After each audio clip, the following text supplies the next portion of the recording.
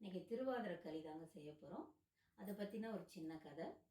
திருவாதிரை களி எப்படி வந்தது அப்படின்னா, இப்போ விறகு வெட்டி இருந்தார் தான் சொல்லுவாங்க. அவர் ஒரு சிவபக்தர். தினமுமே அவரால் முடிஞ்ச உணவை ஒரு சிவனடியாருக்கு தினமும் சமைச்சு கொடுக்கறது வழக்கம்.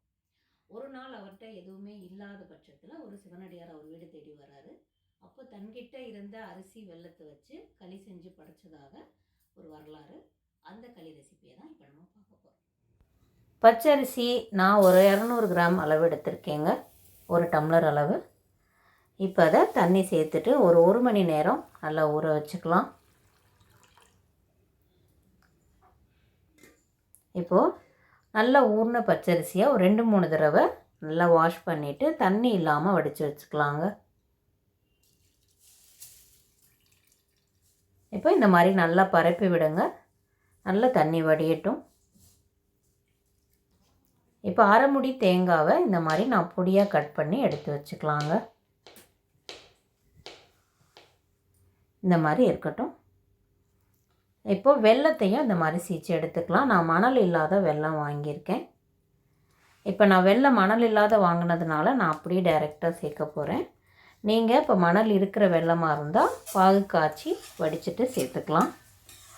இப்போது நல்ல தண்ணி வடித்த அரிசியை கடாயில் சேர்த்துட்டு நல்லா வறுக்கலாங்க. ரொம்ப செவக்கணும்னு இல்லை, ஓரளவு அந்த தண்ணி எல்லாம் அப்சர்வ் ஆகி இந்த மாதிரி நம்ம அரிசி பதத்துக்கே வரணும். இந்த மாதிரி வர்ற வரைக்கும் வறுத்துக்கலாங்க. இப்போ சுக்கு கொஞ்சமாக, ஒரு ஏலக்காய் ஒரு 10, ரெண்டுத்தையும் இந்த மாதிரி பொடிச்சிட்டு இந்த பெரிய ஓல் இருக்கிற மாதிரி ஜல்லடையில் ஜலிச்சிட்டோம்னா அந்த மேல் தோலெல்லாம் வந்துடுங்க. இப்போ சுக்கும் ஏலக்காய் பொடியும் ரெடியாக இருக்குது. இப்போ நம்ம வறுத்து வச்ச அரிசியோட இந்த சுக்கு ஏலக்காய் பொடியும் சேர்த்துட்டு நைஸாக அரைச்சிக்கலாம். ரொம்ப நைஸாக இருக்கணும்னு அவசியம் இல்லைங்க, ஒரு ரவை பதத்துக்கு இருக்கணும். இந்த மாதிரி இங்கே பாருங்கள், இந்த மாதிரி ரவை பதத்துக்கு இருக்கணும். குருணையாக இருந்தால் எப்படி இருக்கும், அந்த மாதிரி இருக்கணும். இப்போ இது ஒரு பக்கம் இருக்கட்டும்.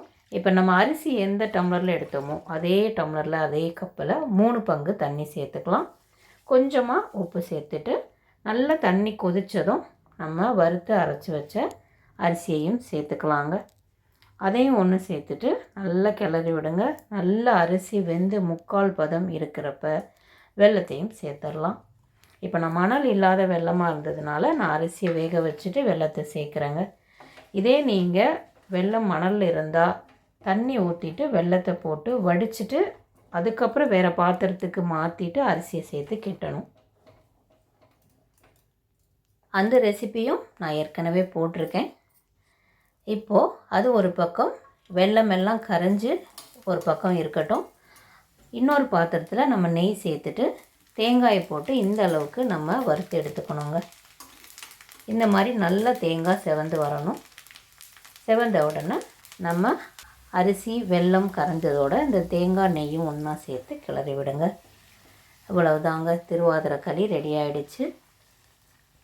நீங்களும் திருவாதிரை களி செஞ்சு திருவாதிரை நோன்பை கொண்டாடுங்க. இந்த களி பார்த்திங்கன்னா ரொம்ப நைஸாக இருக்காதுங்க, நம்ம பொலன்னு உதிரியாக தான் இருக்கும். கொஞ்சம் குருணையாக தான் இருக்கும். டேஸ்ட்டு ரொம்ப நல்லாயிருக்கும். முந்திரி திராட்சை உங்கள் விருப்பம், நீங்கள் அதையும் சேர்த்துக்கலாம்.